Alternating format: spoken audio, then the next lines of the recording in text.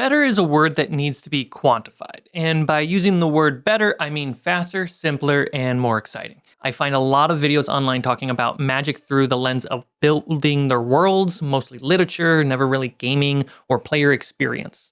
If you play D&D and are interested in better, like a rules light version to get your toes wet, we need to take a dip in my absolute favorite D&D-like system, Shadowdark RPG. You might be curious about how its magic system differs from 5e. Can you swap it out with the current magic system for it? And is it still a great game? Yes, and you can. Let's start by diving in to Shadowdark's magic system and how I think it could replace D&D's with little ease and why I love it so much. In the core system of Shadowdark, we have two spellcasters, Priest and Wizard.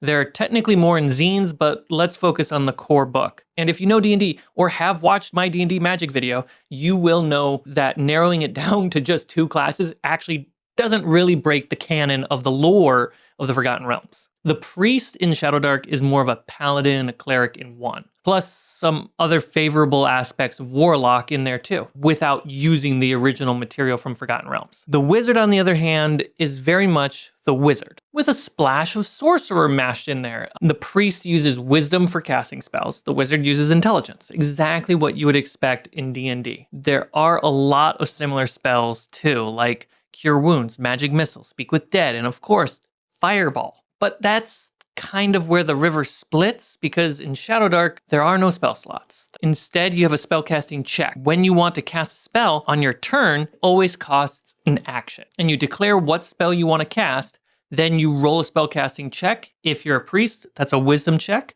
If it's a wizard, it's an intelligence check. But what's your DC for spellcasting? Because you're rolling dice. The targeted number is the spell level plus 10. But in Shadowdark, we use the word tier instead of level. So spell tier plus 10.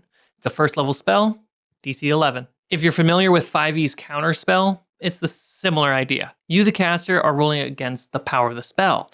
Can you wield such power? But after knowing the tier, we need to know the range, which is more abstract than theater of the mind, like close is 5 feet, near or 30 feet, double near being 60, or far, which is as far as you can see. Then there's duration, how many rounds, days, or hours. Then there's focus, which is concentration in Shadowdark. In fact, all of these matter, especially when you roll critical success when casting a spell. But I'll get to that in a moment. First, fun fact,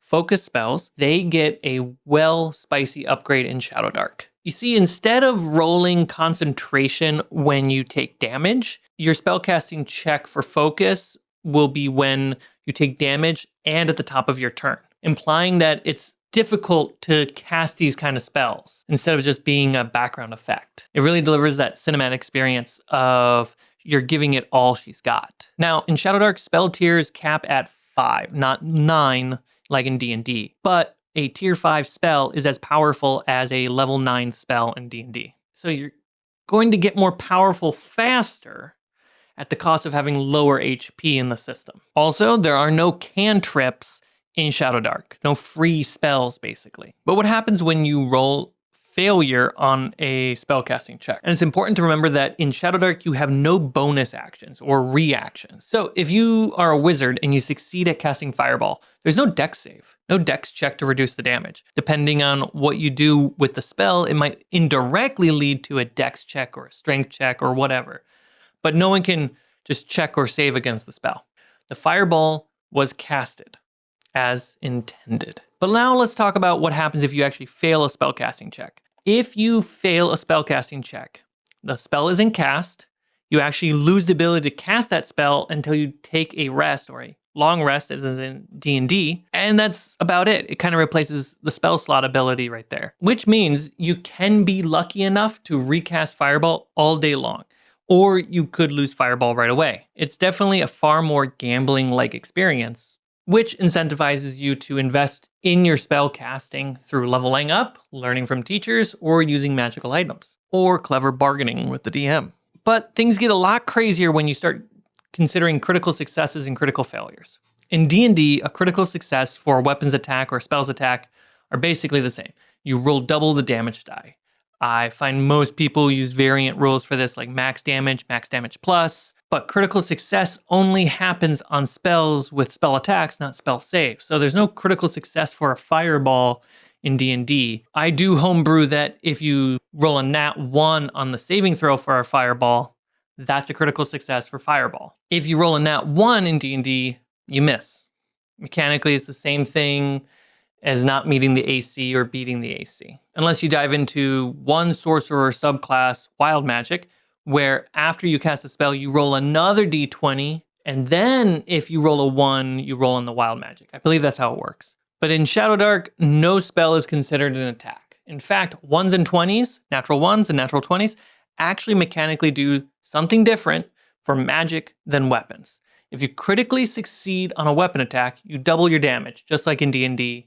So you can have some similar homebrews. As spellcasters, when you critically succeed, you can double any numerical value of the spell, from duration, damage, to number of targets, to the range. But if you critically fail, something different happens, depending on your class. First, if you're a priest and you critically fail, you can't cast that spell anymore because the divine source revoked the spell from your mind and your spirit until you complete a ritualistic penance. A penance is determined by the GM or a collaborative effort between the player and the GM, what they think is appropriate.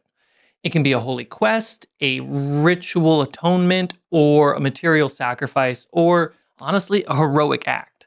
I personally love the idea of mixing them up so that way a player can spend their entire turn in combat role-playing that moment to their divine source, so they can get the power to have that spell back just in the last moment to save their friend. Is that rare? Yes. Is it cool? Yes. It's clear to me that the intention here is to force the priest player to put effort into connecting to their divine source, making their relationship a similar one to the 5e's warlock and their patron. And it even says inadequate or subversive penance can displease your deity further and make the spell loss permanent. It really focuses down on that relationship. So it should mean being a priest matters in the setting, and abandoning your deity is no laughing matter. So you could go Old Testament on your priest if they fuck around. Or personally, I like the idea of pulling out my favorite warlock tricks, where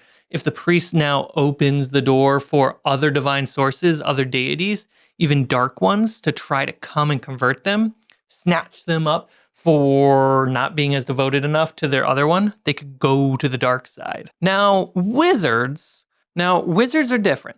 When you critically fail at being a wizard and casting a spell, you will always feel like you're playing a wild magic sorcerer. Because a critical failure, you don't just not cast a spell. You lose the spell for the day, but you also roll on the Mishap table for the wizard. It's basically Shadowdark's wild magic table for arcane users. And it's organized by tier. So the more powerful a spell, the crazier things can happen. You could suppress all the light around everybody for an hour. You could create sinkholes that swallow towns, explosions that destroy buildings, uncontrollable screams.